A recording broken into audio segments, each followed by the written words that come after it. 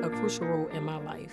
It is actually the central part of how I live, breathe, and move, and think about how I'm going to operate on a daily basis.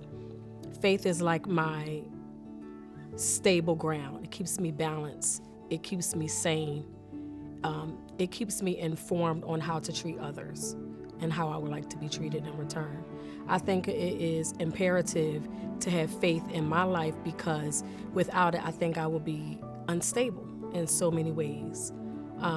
It plays so many parts in my life at home, at the job, wherever I may tread my feet. If I go to the supermarket, if I walk down the street, it really is like the guiding light on how I interact with other people. It also helps me interact with our faculty and our staff because as an African-American woman growing up in a Baptist church in the South, it's really like a staple of our meal. It's a staple of our conversations. It's a staple of us singing and a staple of us like communing with one another. So to put that aside and try to find something else that does not go there and don't belong, I'm not being authentic to myself. I'm not being true to myself. And what I think of when I think about identity for myself relies in faith because it relies in truth. I want truth about everything that I encounter and who I interact with, and I carry that wherever I go. My faith has been challenged a lot in 2020 due to the pandemic. It has really been challenged in the aspect of why are these people dying? Why are these people getting consumed by this disease? Why are people committing suicide? Why are people losing jobs? Why are the African American community the last resort to receive medical attention? Why are African American women are the highest percentage that are losing their jobs since the pandemic? Being an African American female myself, it does make me think about and reflect on where do we stand in this community? Where do we stand in this society? How our faith is being challenged. Do we go and cause a riot to get our voices heard? Is that the best response and best approach and best answer to make it possible? Or do we hold on to our faith in Christ and in God and say that this is all going to turn over soon? This is all going to get better soon. Let's look down the road. Let's prepare. How can I be a catalyst of change to make a difference in the society during this it's like an unadulterated disease that still have not been capitalized on in the aspect of let's bring it together. Let's bring a resolve to this. Why is it still, killing our community? And knowing that our community are the community that has that very limited medical care. Our community has very limited finances. Our community has very limited resources. So we're affected the most.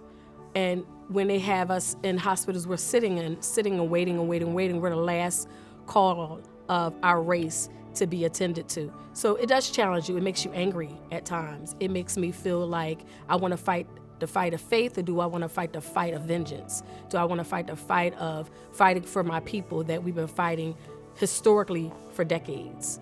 But it's a reminder that I don't want to be the history of the past, but the history of the future. I want to create something new, something different that's going to bring about real change and not change just for a moment. Things that only exist for period to period, but not long lasting. They're short term.